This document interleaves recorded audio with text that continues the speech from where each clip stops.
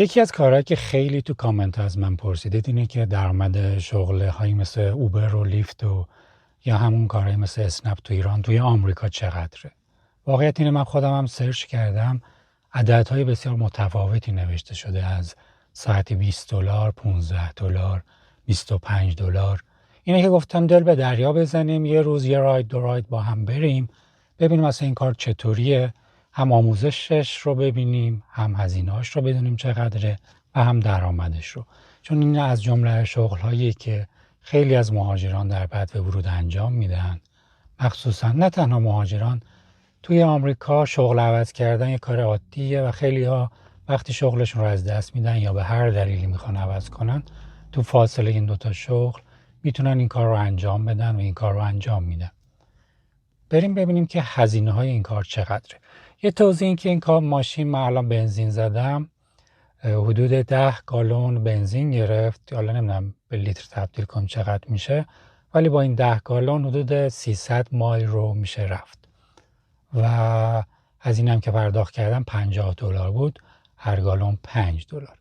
علاوه بر این هزینه دیگه که تو این کار شما دارید، یکی خب ماشینه که یا باید بخرید یا لیز کنید یا فایننس، که در مورد این هم من توضیحاتی دادم که ویدیوش رو آخر این ویدیو لینکش رو میذارم، میتونید اونجا ببینید که چطور میشه تو آمریکا ماشین گرفت، کرایه کرد و استفاده کرد از ماشین. هزینه بعدیتون اینشورنس یا همون بیمه است که در آمریکا خیلی گرونه بیمه ها معمولا، مخصوصا اگر بخواید یه کاری مثل کار لیفت و اوبر انجام بدید. هزینه بیمه ماهیانه بازم متفاوته، بستگی به سن طرف، سابقه رانندگیش و اینکه تصادف داشته یا نداشته میتونه متفاوت باشه. برای من که هیچ تصادفی نداشتم و در واقع و نسبت به قیمت ماشین هم متفاوت، چه قیمت ماشینتون بالاتر باشه بیمه‌تون گرونتر میشه. این ماشین حدوداً 25-26 هزار دلار قیمتشه و بیمه که من الان دارم میپردازم بدون اینکه تصادفی داشته باشم حدود $170 ماهانه است. ولی اگر شما بخواید که کارهای بهش میگن راید شیر یا همون اسنپ و اوبر و اینجور کارا رو باش انجام بدید، توصیه میشه یه بیمه اضافه تر هم بگیرید که بهش میگن راید شیر، که اونم بیمه‌تون رو چند دلاری بیشتر میکنه و $40-50 میاد روی هزینه بیمه‌تون، ولی خب در واقع بیمه بهتری دارید. این توضیح این که اگر شما مسافر تو ماشین داشته باشید مهم نیست که بیمه خودتونه یا بیمه راید شیر دارید یا ندارید، شما خودتون و ماشینتون و مسافرتون تا $1,000,000 توسط اوبر و لیفت، دوتا کمپانی بیمه شدن و اگر اتفاقی بیفته اونا این مبلغ بیمه رو پرداخت میکنن. این در واقع هزینه هاست، هزینه بنزین و اینشورنس و استهلاک ماشین و تعویض روغن و اینا رو هم میتونید خب خودتون یه برآوردی در موردش داشته باشید. در مورد این کارم توضیح بدم که من خیلی حرفه‌ای این کار نیستم، میگم 2-3 تا راید زدم، ثبت نام کردم که مراحلش به دستم میاد و بتونم توضیح بهتری به شما بدم. یک دو راید هم با هم میریم و همین در واقع ممکنه این کار یه سری ترفندها و تریکایی داشته باشه که من خب قاعدتاً بلد نیستم، ولی کاملا میخوام در مورد اپ، سوار کردن، پیاده کردن و درآمد با همین تجربه رو بریم که داشته باشیم. یه توضیح این که اوبر و لیفت میگم مثل همون اسنپ تو ایرانه و اسنپ فود. اینجا هم اوبر و لیفت کار دلیوری غذا رو هم انجام میده که اونجا دیگه به جای مسافر شما غذا رو از رستوران آور میدارید و میرسونید به دست مشتری. اون کار برای تازه واردها خیلی بهتره، چون نیاز ماشینتون مهم نیست، جدید قدیمه و در واقع این حسن رو داره که با هر ماشین شما میتونید اون کار رو انجام بدید، ولی برای برداشتن مسافر و جابجا کردن مسافر ماشینتون حتما تقریبا نوعی باید داشته باشید. حالا برای استارت این کار میتونید اپشون رو دانلود کنی و اون فرم هایی که بهتون میدن رو پر کنید. دو تا اپ داره، یکی برای راننده است، یکی برای مسافر. خب قاعدتا شما اپ راننده یا همون درایور رو نصب میکنید و این که مراحلی که لازم داره اینه که اطلاعاتتون رو میدید، شماره کارت ملیتون رو میدید و همین ها رو که انجام دادید از شما اجازه میخواد که یه سوء پیشینه از شما چک کنه. این رو بک‌گراند چک بهش میگن. اون رو اجازه میدید که انجام بده که اینم معمولا 2-3 روز تا ممکنه خیلی بیشتر هم طول بکشه و توسط کمپانی خصوصی انجام میگیره. مثل ایران نیست که کار دولتی باشه. کمپانی خصوصی بک‌گراند چک شما رو انجام میدن که در واقع جرمی چیزی نداشته باشید که مانع انجام این شغل باشه. بعد از تموم شدن این دیگه اگه قبول شد، اپروف شدید، شما رو یه آدرس بهتون میدن که برید اونجا ماشینتون رو نشون میدید. ماشینتون چک میشه، چک های خیلی کلی، در واقع اینکه چراغات روشن میشه نمیشه، ترمزت کار میکنه نمیکنه و لاستیکات خوبه یا بد. در همین حد این در واقع بررسی هم روی ماشینتون انجام میگیره که در واقع ویژگی های این رو داشته باشه که بتونه به عنوان اپ اوبر و لیفت کار کنه. خب اگر موافق باشید بریم اپ رو روشن کنیم، ببینیم که مسافری که به ما میده کیه، چیه، کجاست و اینکه این مسیر چقدر بهمون پول میده و در واقع چقدر طول میکشه تا این مسافر رو برسونیم و در آخر سر هم ببینیم که چه مبلغی عملاً به حساب ما واریز میشه. بریم با هم ببینیم که امروز مسافر میتونیم بگیریم و چقدر میتونیم درآمد داشته باشیم.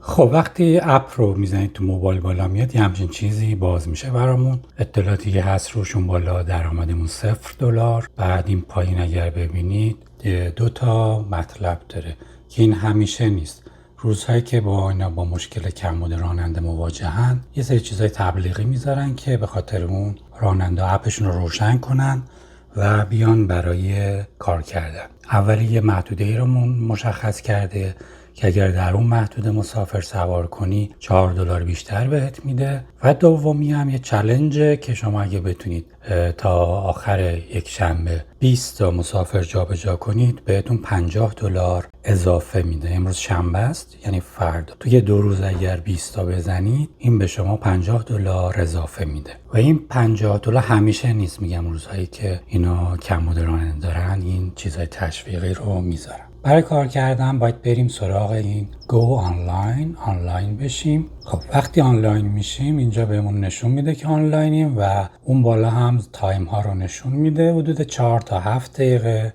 زمان انتظاره. حالا اینا رندوملی و در واقع اینا پیش بینی خیلی دقیقی هم نیست که ممکنه مسافر بده که خوشبختانه امروز میگم روز شلوغی شنبه است. اولی مسافر رو بهمون پیشنهاد میده.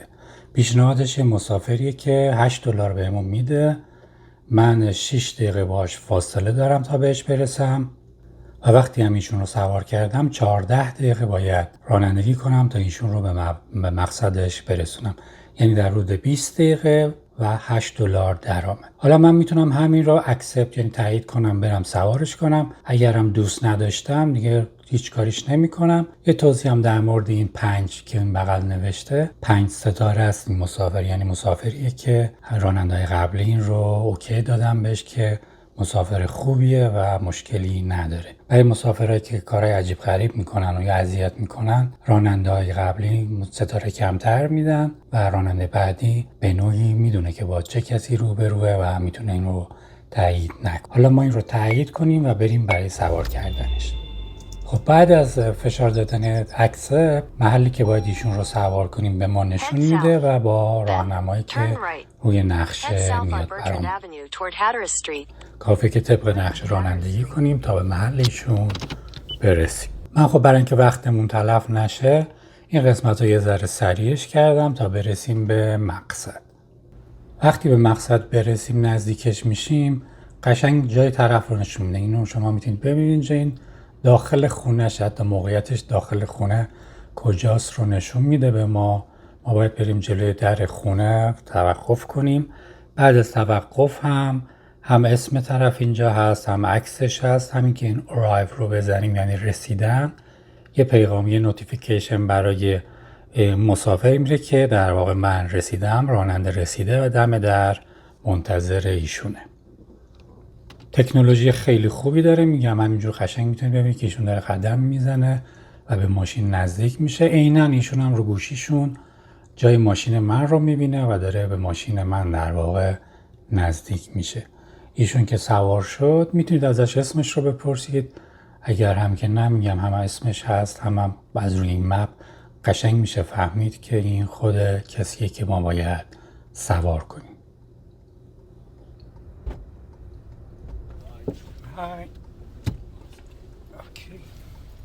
بعد از سوار کردن این slide to pick up، این رو دستمون رو انگشتمون رو روش میکشیم تا در واقع این که سوار کردیم رو تایید کنه.